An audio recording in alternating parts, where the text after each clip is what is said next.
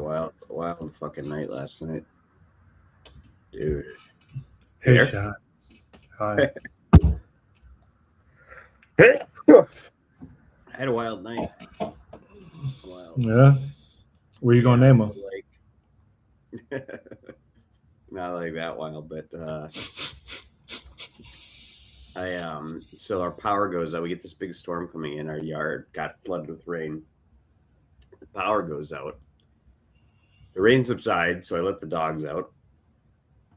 All of a sudden, I hear my little dog barking just nonstop. Right, I'm like, that's weird. And he was not going to come in, even though we're yelling for him to come in. So I go walk out. The light's out, or the power's out, so I can't flood my yard with light. My floodlight isn't where I'm groggy yet. So I'm stepping these big puddles, so now my feet and socks are all soaking wet. I go out there. He's barking at something behind this freaking bush. So I move the bush out of the way, and here's a skunk's ass is looking at me right in the face. Mm. So I back away, but he had already probably expelled all his stinky stash on the dogs. So now my dogs smell like skunk.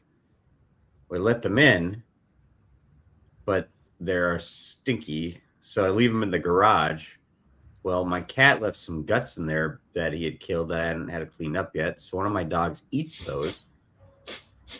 And I don't know this. So then we're like, okay, we'll just let them in because we can't wash them because our water pump is a well pump, so it runs on electricity. So without electricity, we're not going to get any water pressure. So we can't wash the dogs. So we're like, well, we don't know how long the power's going to be out. So we're just like, we're going to put them in their kennel tonight, and we'll just figure it out in the morning. Well, I put them in, and we're like, okay, we'll go settle down. All of a sudden, he barfs up those guts. So now I've got wet feet, and I got to clean these damn guts out of the kennel so that they can go to sleep. And I'm just sitting there gagging and barfing, and he smells so bad. It's just, I don't know what the chances are, but the first night I've ever gotten and their sense of smell is like 1,000 times stronger than ours, so he's suffering. Oh, I know Reggie. He stopped barking at it. I could tell he was like, I'm not going near that thing, because he was just looking at me like blinking like I got sprayed. Yeah. So yeah. No, they played stupid games and they were in their kennel all night. So, but yeah, dude, I don't know. Like, that was freaky weird because it's like, it's weird enough for the power to go out. That happens like, a couple times a year, maybe at most. But then in the middle of that, to get the first ever time we were visited by a skunk, as close as I've ever been to a skunk. Like, and to top it all off, it's in our fenced backyard. So I hope the skunk found its way out of the fenced backyard. So now this morning, before we can let them out again, I have to go back there, or my wife's going to go back there and look and make sure that there's no freaking skunk. Oh, man. What a wild night. And God, they stink. I came in close contact with the skunk when I was in, I think I was in middle school. So I think it was Thursday mornings, this garbage day. And so I would go to the backyard. There would be like 2 or 3 garbage cans stacked against the garage, on the side of the garage. And I would take the bags out in where I lived, you couldn't take the whole can to the tree line. You have to take the bags out. Trash. You have to take the bags out of the can and put it on the tree line. I lived in a place like that. That sucked. And so I approached the can, and I've always, I don't know, I think some of my phobias, but I'll always kick a can first before I grab the bag, just in case there's like something inside the can, like rats or whatever. Which actually reminds me of 2 stories. So, anyways, I kick the can, and the bag just starts bouncing up and down inside the can. Oh, yeah. And I'm like, and I'm like, All right. So I'll go back inside the And not like, house. I'm out. Yeah, I'll go back inside the house and I'll tell my dad. And so then he comes out and he sees like the bag just bouncing inside the can. Mhm. And so my dad, he grabs a shovel nearby and he tips over the can, and the bag comes halfway out of the can that was bouncing, and the bag's just. It's like I had a rave. My father takes the shovel. He gives it like 3 hard whacks, and then the bag stops moving, and then you just hear like this. You hear like the subtle air, and then all of a sudden it just starts smelling, right? So my dad takes the bag to the tree line. Well, first he says, "I think it's dead," and then he takes the bag to the tree line.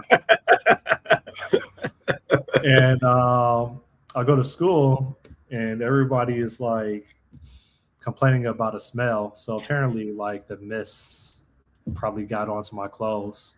It was a skunk inside the bag. Yeah. And, Yeah. yeah. I'm sure I got some skunk on me last night. Oh, and another one I think I told you was there was another time where, again, garbage day. I'm taking the bag out of the can, and I'm taking the bag out of the can. The bag starts moving. I get startled. I fall back on the ground, like I trip and fall back on the ground. The can pretty much lands on top of me, and rats jump out of it. That freaked me out. Yeah, that freaked me out. So that's why you like watching rat murder videos. Yeah, so I have a phobia of roaches. I have a phobia of rats. I have an exterminator on my payroll. He came like 2 days ago. He comes like every month. Like I don't play around when it comes to pests. I'm scared. So, what do you say? I said, didn't you watch a bunch of ratting videos where they use dogs to get the rats? Yeah, I watch minks kill rats. I watch the dogs, and I watch people with air pistols with scopes kill them. Yeah. Well, if the skunk's in the back, I have to go out with an air pistol and probably shoot it. I don't know. Otherwise, it's got to find its way out of there. I want there to be a genocide on rats. I want there to be a holy jihad on rats.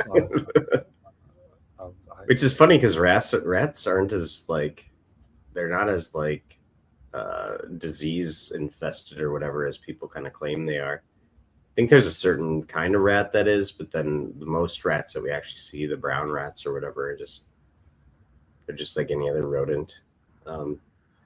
If that's the case, then why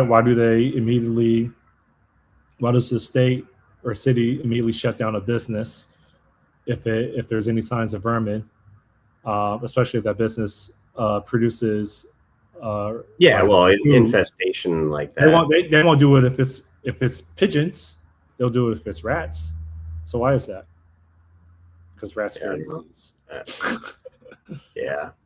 But no, I watched this thing on Ratatouille, like the show.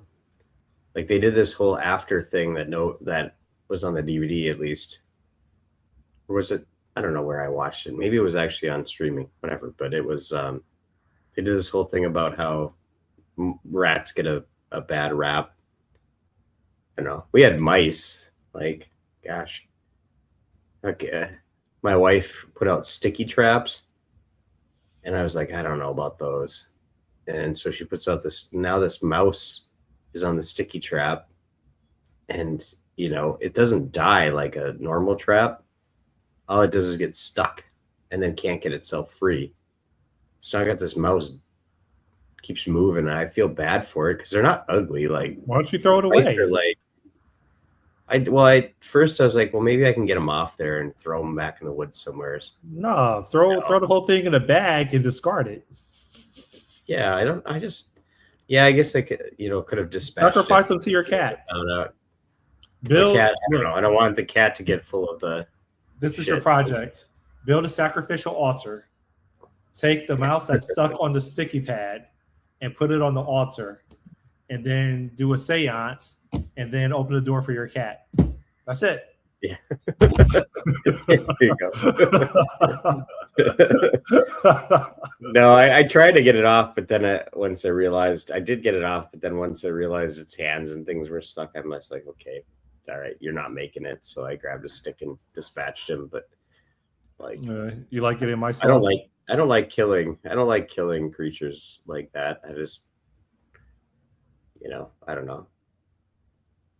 It's, I guess it's, I mean, I'm you not. have to do what you have to do, but I would. The hardest thing would be because of fear. Me with the shovel or a broom trying to put it in the dustpan. I couldn't even put it in the dustpan. I would have to have a shovel, and then put it in a bag. And then the second hardest thing is for me to put my hands on the bag and tie it up, and then just throw it out. Yeah. Gosh, I've never gagged so hard last night trying to clean those guts out with the skunk smell. I have love for. I could tolerate hamsters and chipmunks, but if you have a long tail that doesn't have fur, I can't do it. You're the same as my wife. She's got the same thing. She can't do gerbils because they got long tails with no. They're not too ugly though. Gerbils are kind of fine, but yeah, I don't know. But yeah, I don't know. Mice, they're not ugly looking creatures. They're kind of cute. I don't know. They're not rats for sure. I had to kill a chipmunk once, but they set a trap for that, and it killed it instantly, basically. Which is why I like those traps, like where it's like, it's immediately crushes them. They're broken. They're not dying from time. Although I did put these poison pellets out in the garage, and those I think make their bellies explode. So that's probably not too comfortable. I don't know, man. Killing vermin is weird. When was the last time you had food poisoning? No idea. Probably a few months ago. I don't know. Yeah, it's horrible. I had it maybe 6 weeks ago, and it destroyed like an hour and a half of my life. Like I was just hunched over on the toilet, just in agony. And knock on wood, get food poisoning. But yeah. Yeah, no, I don't remember the last time I observably had it. Hey, Gambler, welcome back. It's back in Switzerland.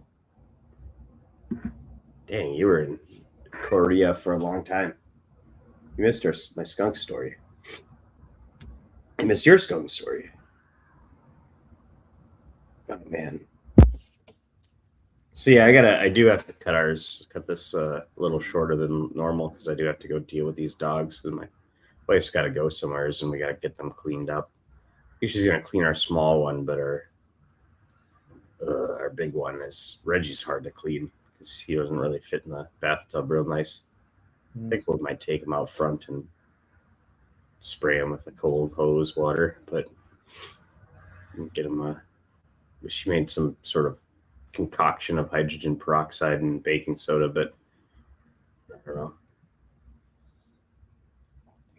Ugh. But I'm guessing my house is going to smell like skunk for a month. I've been doing massive UI UX refactoring when we both started messing around the website. That's still in progress. I resisted purchasing a fourth ChatGPT subscription because that would put me at $800 a month just for ChatGPT. So I held off on it and just took a break from development for like 3 days, which was agonizing for me to just not do anything. Have you tried Claude? Because sometimes adversarial works nicely. Like you pit them against each other to work on a problem. You make it better. No, I haven't. I heard Claude is pretty. I don't want to say stingy, but I don't know what the right word is with their tokens. Like you can go through. From what I hear, like ChatGPT is very generous with their tokens, and Claude is not. Yeah, on a $200 a month in a single thread on my personal stuff, like I don't think I hit the limits when I was using it once. At work, I do occasionally. We've got some like usage credits to bridge gaps, but I do hit it occasionally. Depends on how much parallelism I'm doing. But we have another tool that we can use that what I do is I offload a bunch of work to initially, and then I use it. That uses Codex, so I use it adversarially. So I have Codex do one implementation, and I have Claude take a look at the output after it's pushed to a merge request, and then that pulls in and then it does another pass to say, did you do it right, kind of a thing. I think Claude, though, does have better design skills than Codex does. I want to say that that's a thing. So you might pull up a $20 plan and see if it will redesign the website cleanly. But yeah, I mean, I think it's best to have both if you can afford it, anyways, to have both in your pocket because they both have strengths and weaknesses. I don't know, Claude has become familiar. I don't know. Is it still a command line interface, or does it have its own IDE? No, that has a desktop. Yeah, no, it's got its own desktop app. Like it's like it's Claude and Claude Code in the same way that Code Open ChatGPT has ChatGPT, and then it's got Codex in it as well. So you have Claude Chat, Claude Cowork, which are kind of in one thing together, and then you can switch to Claude Code. There's also a VS Code plugin too if you use VS Code. Yeah,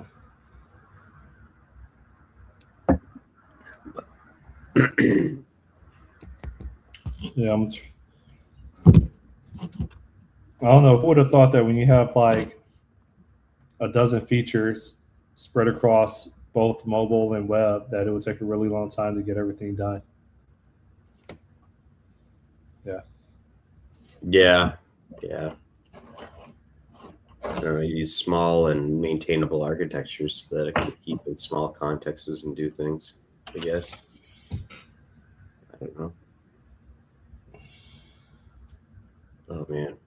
I wonder if this spells out the end of software engineering or computer science at universities.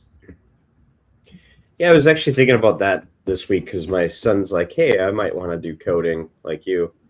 And I go, well, I don't know if it's going to be there for you. Yeah. Like, I think it'll exist in some form. But I don't know. Maybe we've hit the point where, I haven't seen a great leap yet on the, like, or definitely it's getting better at things, but I haven't seen a great leap in it just being like wowed by AI in months. Not really since like, I don't know, maybe like Opus 4 or 6. I don't know.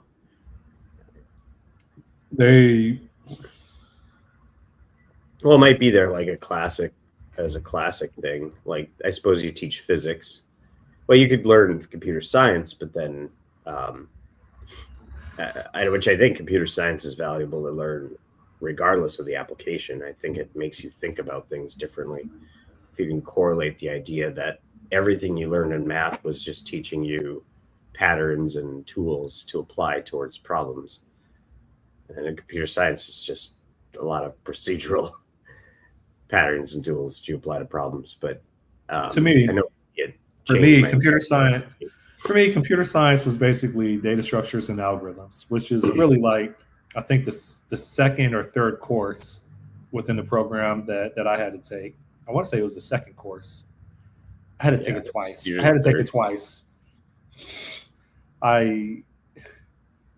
it's part of the CS course. So it's usually taken like third. So at least third. It might be fourth, but in the test you had to write the code for LNR.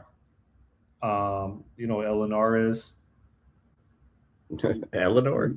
No. Linear node recursion, or it was traversing a tree. It was LNR. I can't even remember what it stands for, but you have a tree, right? And so in order to traverse the entire tree, you know, these trees, you have a B plus tree, you have Yeah. a red black tree, etc. You have a hash map tree, hash tree. I can't remember all different types of trees, binary tree, etc. And so there was an algorithm to traverse it. Dude, I used to have dreams and nightmares about taking that test, and you just have to write the code by hand, like on your exam. Oh yeah. Yeah. Did you just use recursion then? Like I just assume the answer is recursion to everything. Although you can have Yeah, like I suppose. yeah. It was just to me, it just wasn't intuitive because you're maintaining a reference from your current node and then some imaginary node that you haven't visited yet. See, even like writing the code for a linked list, it was so challenging for me because it's like I think yeah, it was just It challenging. was challenging for everyone. I mean, it was new concepts. Like I remember thinking, linked lists and pointers and things were complicated at the time. Now I'm like, I could make a linked list today, no problem. It's not a hard thing to do. Mm. So it's uh, A stack, a you queue. things. The only things that I think I was fairly confident in was writing a stack or a queue. Linked lists, oh my god! Like I understood the concepts when it came to like, all right, now write the code. I was like, It's just this thing points to the next thing. well, Super. no, but then you have to perform a delete, and then I don't know. It just to me it was complicated. Yeah. Then you look at the next thing. You grab the thing before. You point the thing before at the thing after, and you delete the thing you're on. It's yeah, it's just James. Well, But yeah, if no, you, I'm if you, not downplaying it. Everyone was like, the funny thing is that linked lists, like everybody, the line was always like, I'm never gonna have to write one of these in real life. Why are we doing this? Which the whole point of those isn't to write the code; it's so you understand the algorithm, you yeah, understand trade-offs with different types of data structures and algorithms.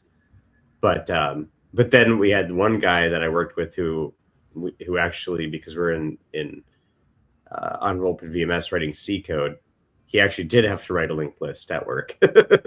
He's like, I never thought in a million years I'd have to write a linked list, but here I am.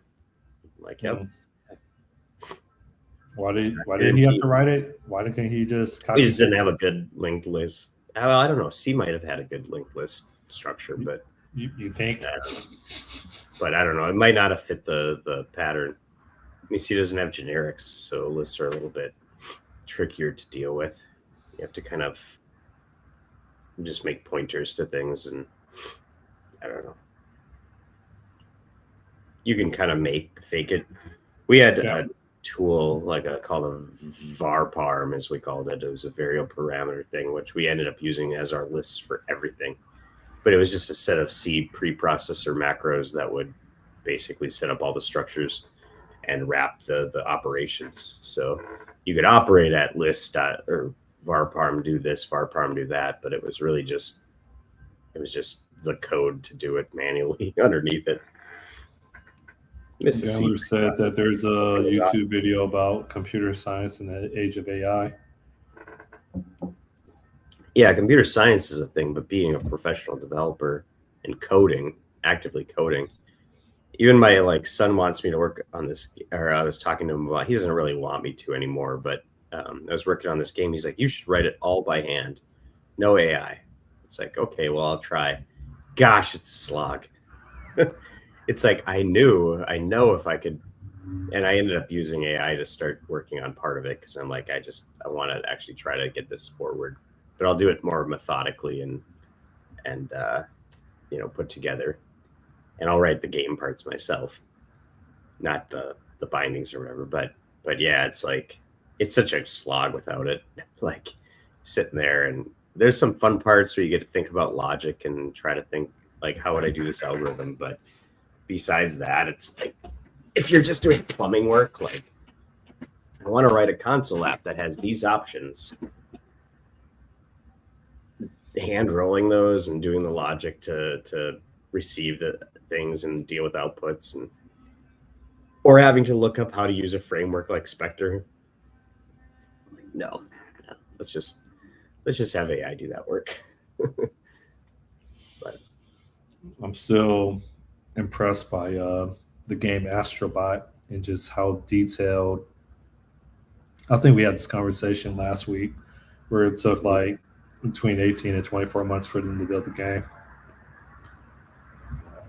I don't know. I've just been playing it a lot with my son, and it's like the game is, to me, is perfect. I've seen one bug, and I had to restart the entire level. But besides that, yeah.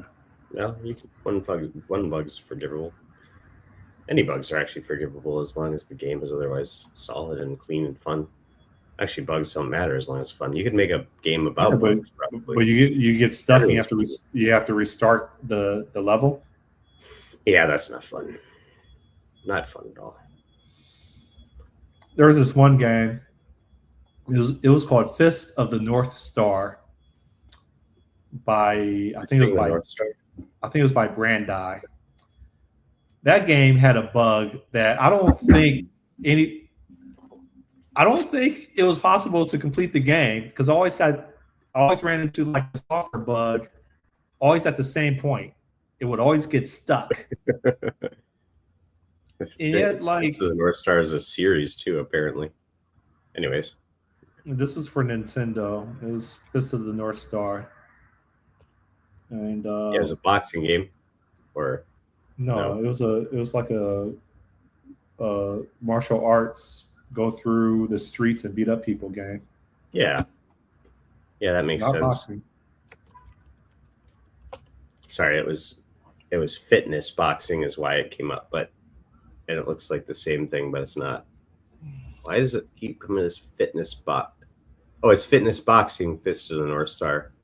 They released it on Nintendo Switch, so now I can't find the original. Was that Super Nintendo? No, I think it was Nintendo. You could look up. It was for Nintendo. It was more likely in the late 80s. Proposed by Toei Animation. Fist of the North Star on Retro NES. Toxon, Fist of the North Star. Okay, yeah. Anyways, what was the bug in it again? I would be walking. I don't know where the character would be walking, but then it would just get stuck and it couldn't move any further. That would suck. You remember the ceremony with trying to play your Nintendo cartridge game? Yeah, I've blown on more cartridges. I used to be like, you would take it out the Nintendo deck and you like, I'll go from left to right. Seems kind of graphic, but it was like like played an accordion or not accordion, harmonica.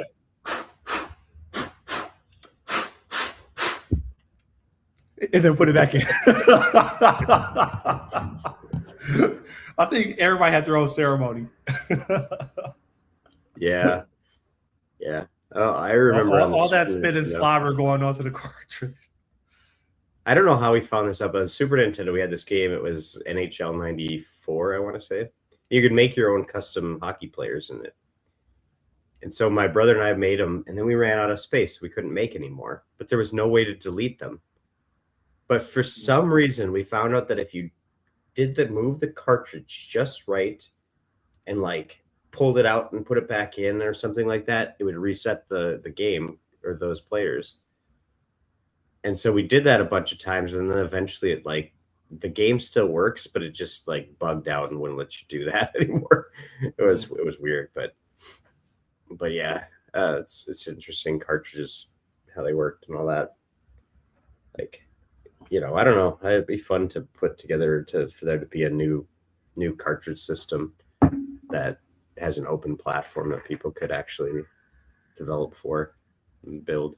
People are making SNES and NES games and stuff like that, Dreamcast games and stuff. They still make that kind of stuff.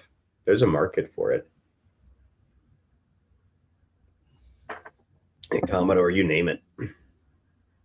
But it's definitely a little bit harder to get into because the tools are not as solid, and most people aren't they're not used to dealing with constraints, actual constraints in hardware.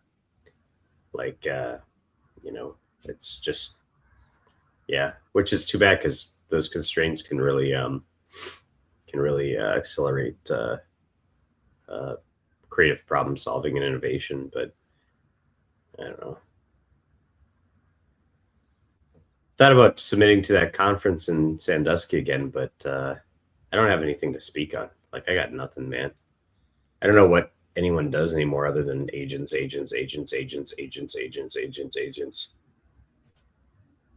We are making the agents. I know what I would speak on. I like architecture, but yeah, I don't know what to even spot. I have agents impersonate users to accomplish goals for a given feature, and I'll just watch it launch the Android emulator or launch the web page. Sometimes I tell it to pose or impersonate a malicious user, and I just watch it probing or doing pen penetration, for lack of a better term, which I'm sure most people aren't doing. Yeah. Well, I mean, a lot of people will be doing it probably. They won't. AI's going to try penetrating you whether you want it to or not. They'll work for Scrum Masters that have never built software before, but somehow they dictate the software development process at whatever organization. Yeah. You can tell that bothers me. It does bother you, but I don't know why. I went back and forth in a retro a couple of days ago. You just got to learn that retro isn't to actually improve, because then it would actually require that you make process changes, real process changes, not just like. It's not. They're not having a meeting anymore. They're like, hey, your output in these retros, we're giving it to leadership. I'm like, okay, but what's being done with it? If it's not being acted upon, then it can be given to leadership all the time. But if there's no return on investment, then why are we doing this? So they can file it in the special cabinet for feedback from retros. The trash can. Sean, man, if you have authority in how software gets produced, you should have a background in writing programs. That's all I'm saying. That's it. So many questions you won't have to ask if you just had some technical experience. That's it. I'm done. I'm about to get fired again. I'm surprised. Yeah, maybe the last round. It's no maybe, dude.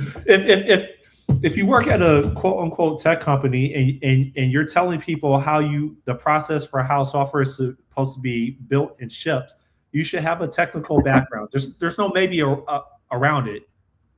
There's not. Yeah, maybe, or you just demand that that you don't have those people. You know that they're needed. You just give people ownership and clear direction. Like, people will build. I agree, but I mean, yeah, Scrum Masters are there because clearly developers haven't taken ownership in what the business needs.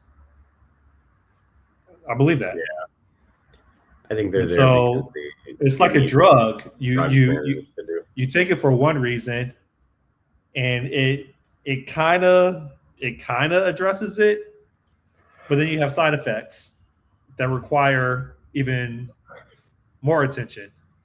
All right, Scrum Masters are drugs. They're like You what's a really do drug not that's like Scrum Masters. what's a drug that's annoying? Like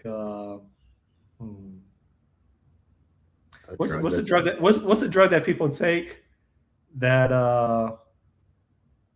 maybe I not a can't hard quit drug. you.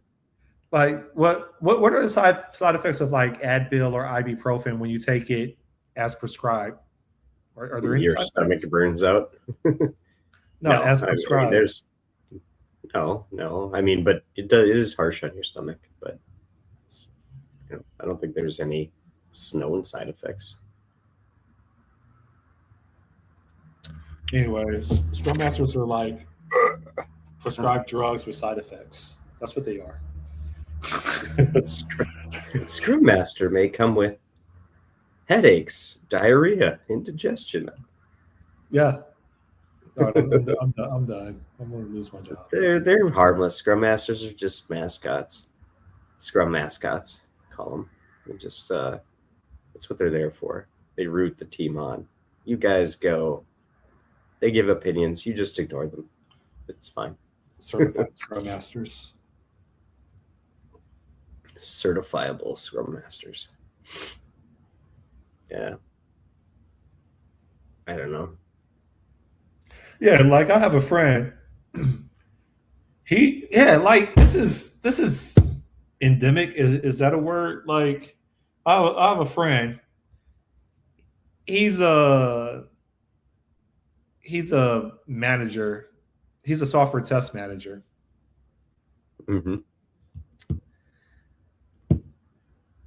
And so like he highly encourages test automation. But he's never written code. So it's like how do you get these jobs and you don't have tech experience? Like, I'm sorry, man. It's like how do people manage software development and they never built software before? I how is that common? That's it. I'm done.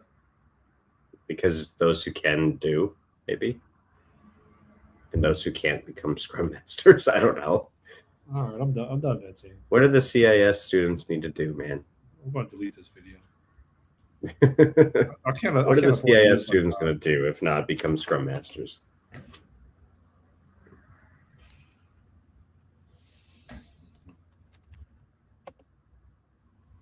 Oh, man. Oh, my kid is knocked out. How long do you got him for? I'll send you a personal You can message it. Yeah, don't. Sorry. I should know better by now to not ask. To not ask them questions.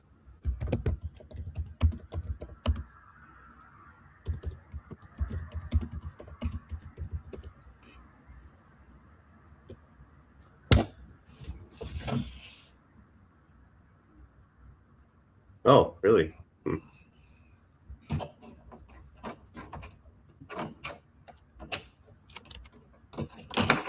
Anyways.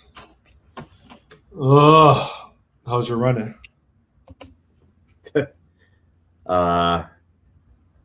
It's not. I gave myself to Wednesday. I'm like, because it's a month out from another race. I'm like, you're either going to sign up for the race or you're not going to do running this year. And I just like got there and I'm like, I think I'm just not going to do running this year. Take a year off and find a marathon in the summer and train up for it if I want to do that. But this whole I sprained this wrist like 2 weeks ago. This wrist is attached to my arm that also is injured, the forearm. How long does it take to heal a strain? Like I asked Gemini and it said between 2 and 10 weeks. I think it said 12 weeks. Between 2 weeks to 12 weeks. And then somewhere in there, if it's not healed, then you either need to like do physical therapy, like rehab, and do some exercises even when it hurts, or you may need to surgically reattach whatever tendons. Hmm. So Have you ever broken a bone?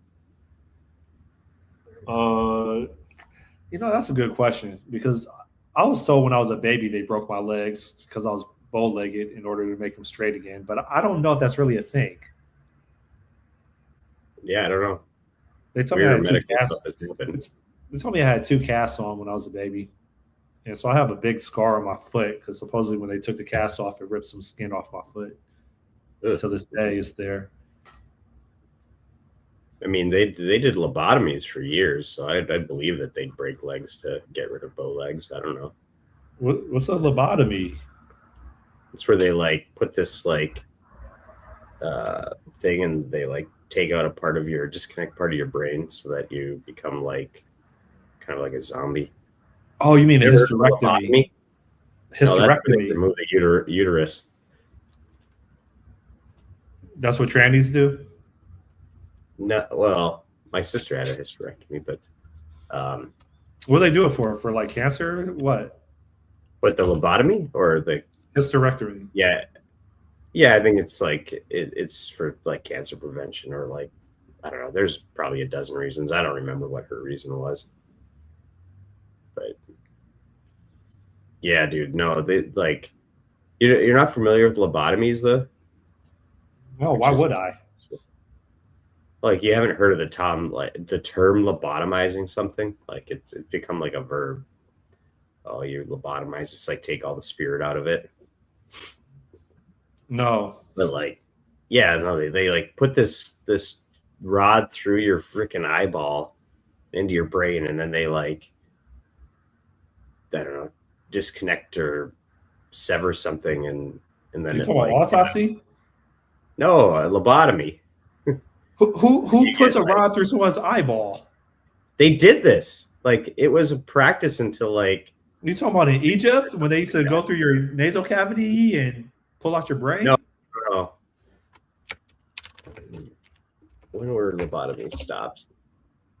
They were through the mid 50s. It was the 30s to the 50s. It was a procedure for like people who were having mental illness or like if they were, I think too, if they might have been like some people who were like problem kids got it. Like,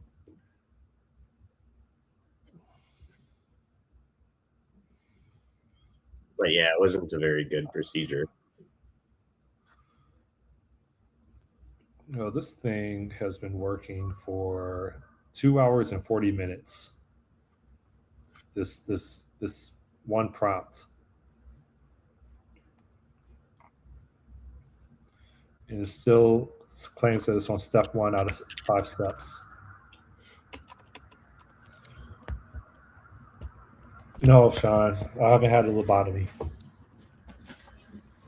Severe mental illness, calm, aggressive, or agitated patients, reduced overwhelming population of overcrowded psychiatric. So they all those like people in the beds were like, "Da, da, da, da," they would lobotomize them and then they could send them out because they were just basically like apathetic after that. It was a breakthrough in medicine, man. Lobotomy. So you're not going to do a marathon anymore. Not doing anything.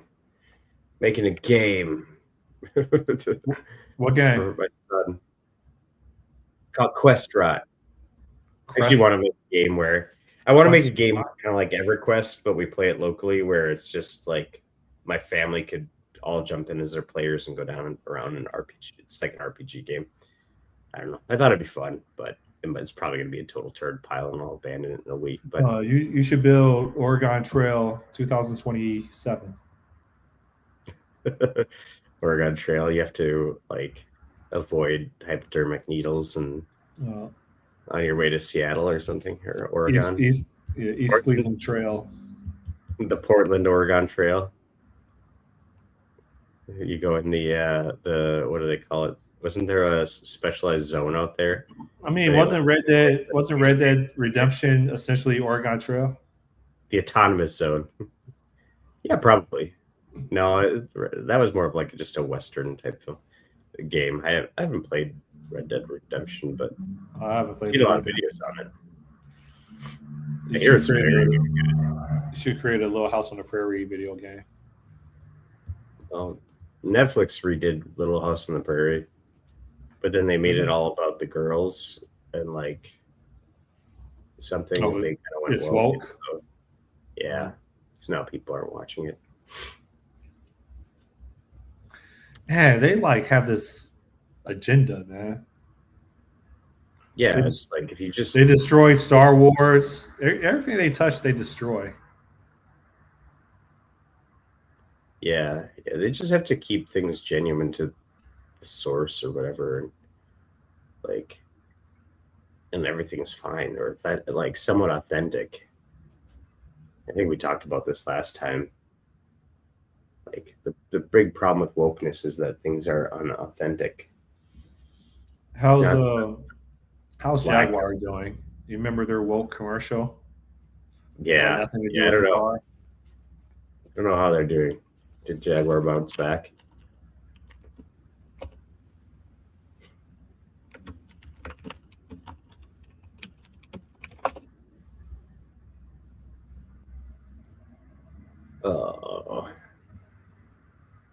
Jaguar only sold 6 cars in Britain in January 2026. 99% collapse from previous year after deliberately firing 85% of its customers. Jesus. I don't believe that. After throwing the heritage in the trash and reventing, Jaguars finally remembers it used to make epic cars. That's not factual. That's fake news. What is? Which you just read. They did not only sell 6 cars. Yeah, who knows? That's Nova Archive. I don't know who the hell that is. You know how many rich gay people will happily buy a Jaguar?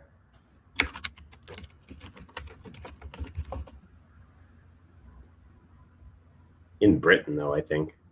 I mean, Britain doesn't have a huge population. London? I mean, they have a huge population, but not as much as they don't have as good of roads as us. So the need for cars, and nobody can afford anything.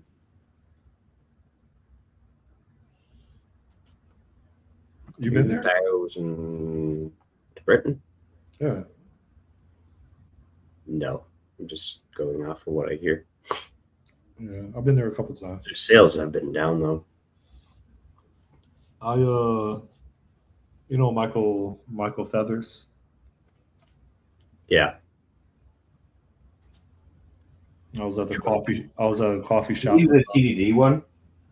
No. I was at a coffee shop with him, and he was like, we got planned for this weekend. I was like, nothing. I was like, you? He was like, I'm giving a talk in London at a software conference. And I was like, yeah. He's like, yeah.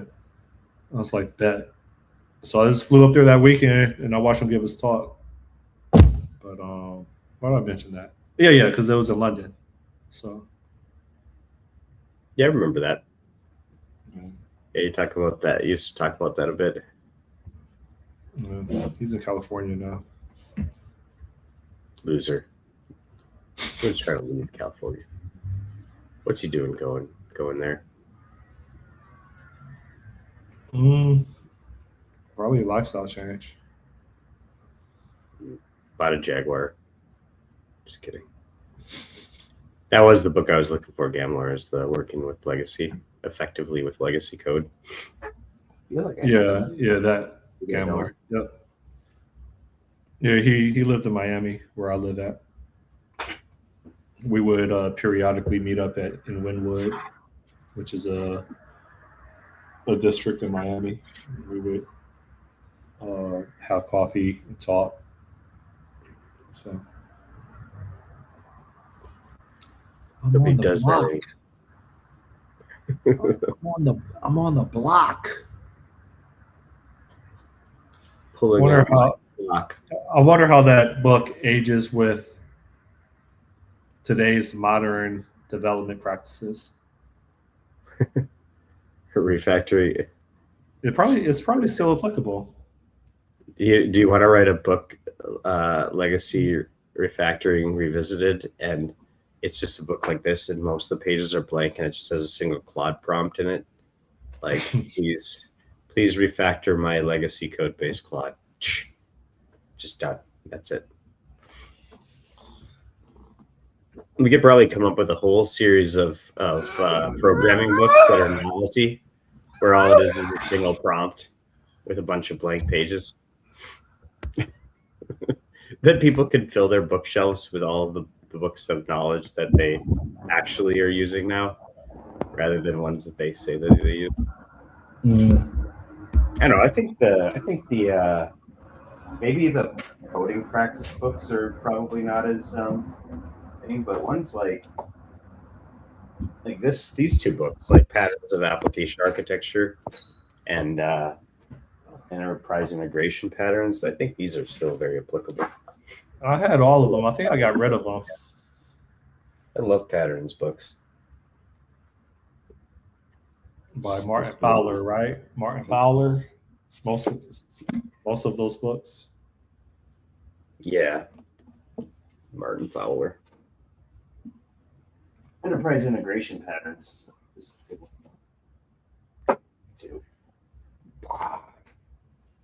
This was not written by Martin Fowler. So this is written by Gregor Hope and Bobby Wolf. But they have they're Hope and Wolf, but they spell both of their last names just way different than those words. Which pattern do I have it open to? Message routing. Why? So what do you think? Do you believe that companies are quietly hiring back software developers to tame their AI generated code base, slot base?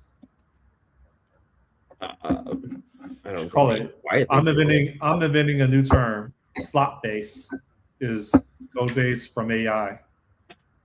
A slot base? Yeah. Maybe. I don't know. I keep getting different pulses when I put my finger on it to see if there's how the job market is. Like I get times where it's like, gosh, there's nothing. Like nobody's hiring anything. And then another day I'll feel like, oh yeah, no, there's tons of jobs. People are, all over the place. No, all I know is I couldn't imagine software being successful beyond small bits still without some human involvement to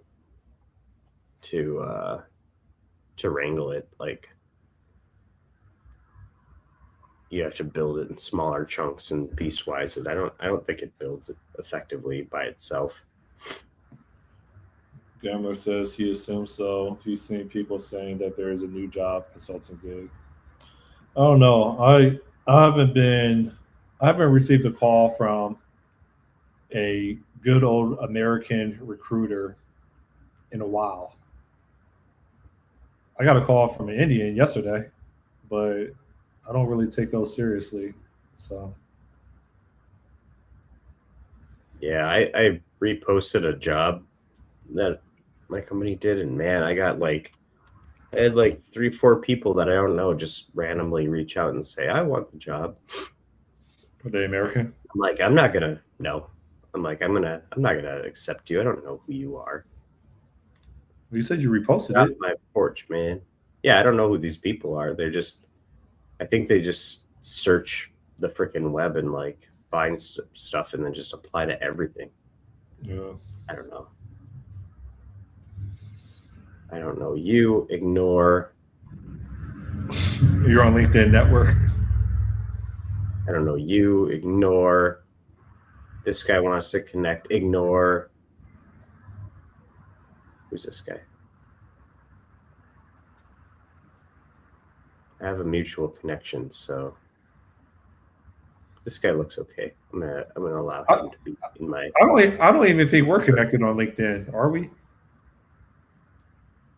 Maybe not. I don't know. Let me check. I think we are. Pretty sure we are. Yeah, you're my first. How's your Certified first? Azure developer. No, you're in my first. I was your first. I was your first. Oh. That's right. That's funny. You pop the cherry. Open Gambler, to work. You still Gambler open has to work? Gambler has the same issue I have. I subconsciously only discover it after I like post it, but I keep misusing there and there. Like I obviously know the difference, but subconsciously I just type it and I hit send, and then I catch it a second after I send it. Do you ever send they are? So his is THEIR, where it's supposed to be THERE. There's three there's, right? There's that was a passive aggressive way to call them out. Yes, there's three there's. Yeah. There's they are there and then there. THEY apostrophe. And when I'm just typing out stuff, I'm guilty for accidentally using all three of them.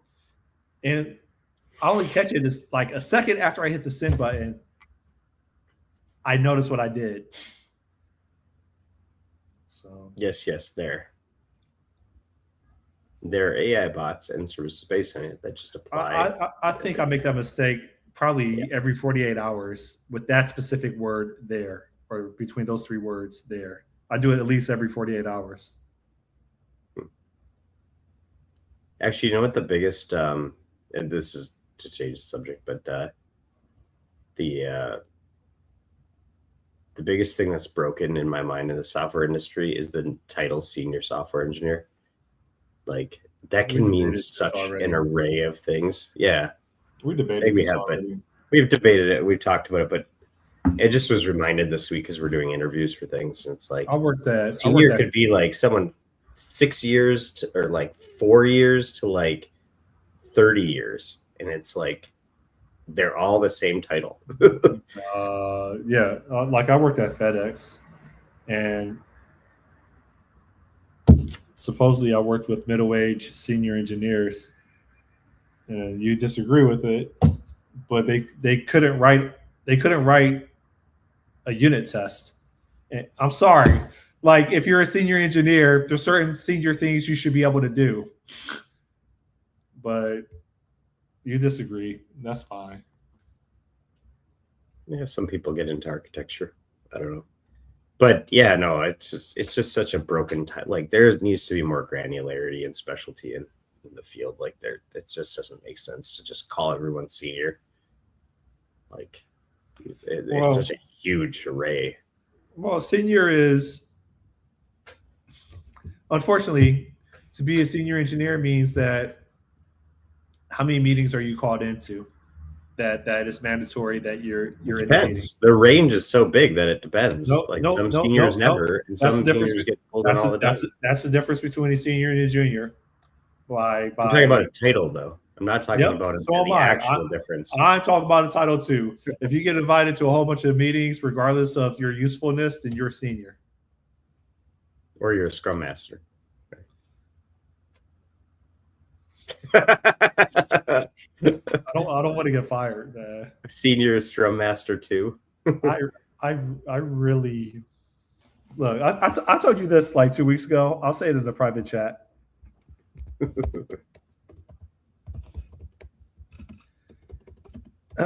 What, you had an affair with your Scrum Master? No, I'm just kidding. And she broke up with you? That's who your girlfriend was. I said this 2 weeks ago. Here. Oh yeah. Yeah, you did. Seriously. Else, receptionist. Anyways. Ooh. Someone's calling you. My alarm's going off. My normal wake up time, but remember to wake up. Oh, I just saw your message. annuity, but I need cash now. Okay, see, that's right. 877 cash now. I suppose Gambler has no context to what the J.G. Wentworth song is. You know the J.G. Wentworth song, though? 877 cash now. That's a I Minnesota have thing. a long-term settlement and I need cash now. You didn't watch TV during that era where it was on TV all the time? 877 cash now. That's a Minnesota thing. It was even in Curb Your Enthusiasm. He was singing it. Like, I feel like every millennial knows. Or like The only commercial I remember that was very catchy was Garfield 1, 2, 3, 2, 3. Garfield 1, 2, 3, 2, 3. Have no clue what that commercial, what business that's for, but I remember that commercial song as a kid. And I was singing the Toys R Us song to my kid, and he was lost. And I still don't know that song verbatim. I don't want to grow up. I'm a Toys R Us. I thought it was I don't want to grow up, but if I did, something, I wouldn't be a Toys R Us kid. Something kid from games to video games. The best kind of stuff there is. I don't want to grow up, but if I did, I wouldn't be a Toys R Us kid or something like that. And he was just looking at me. I don't want to grow up, because baby, if I did, I wouldn't be a Toys R Us kid. And ironically, there's no more Toys R Us stores. There is. I just was in one. Where?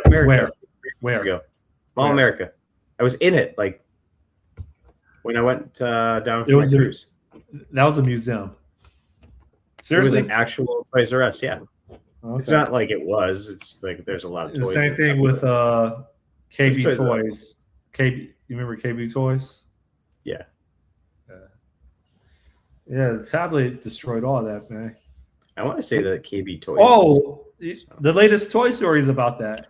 Toy Story 5 is about. Oh yeah, the tablet shows up. Yeah, I haven't watched that yet. I was tempted to go see it last night,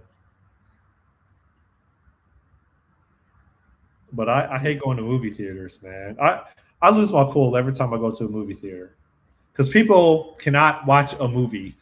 They'll just pull out their phone. Huge bright light. And it just I hate when that happens, but it's like, for me, it's like once every like maybe 30 movies we might. No. This happens.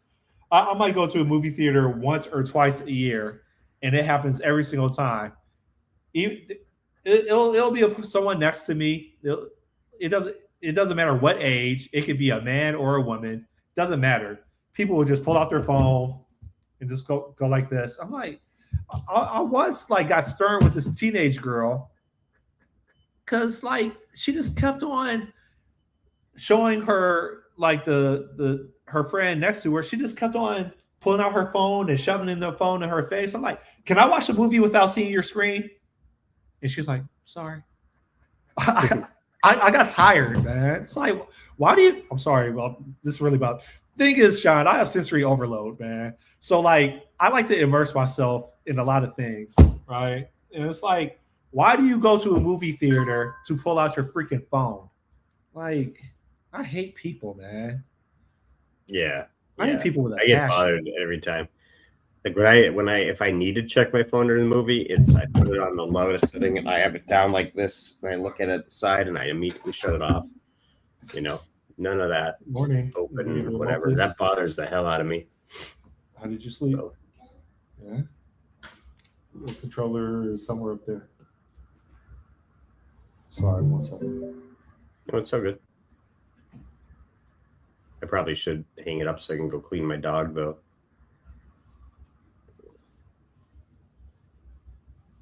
Is your dog still conscious? Yeah, no, he just smells like skunk. I don't know what I guess I'll have to take him out front and spray him off with the hose and dry him or scrub him with some stuff and then dry him. I don't know. Never dealt with skunk before. This is the first time I've ever had a skunk. It's the first time I've been close to a skunk. Aren't skunks considered rodents? Yeah. Press power. Right. feel like badgers or ferrets or minks. Nah, badger's not a rodent though. Moles. Rodents are like squirrels and Badgers are rodents. the Aren't they? badgers are weasels, dude. They're not rodents. Oh, aren't weasels a subset of rodent? No, they're not. Completely different. What about capybaras? Those are rodents. They're the largest rodent alive. Yeah, okay. So they are, well, okay, is a skunk a weasel or a rodent then? A skunk is a rodent.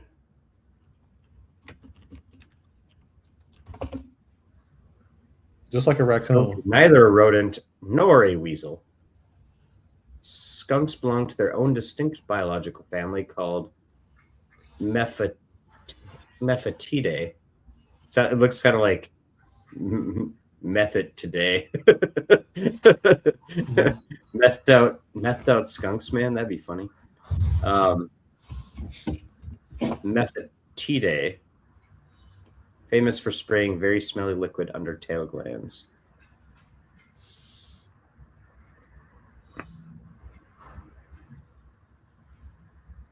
Skunks, porcupines. I think that stuff is amazing design, intelligent design. You don't think so? You think it's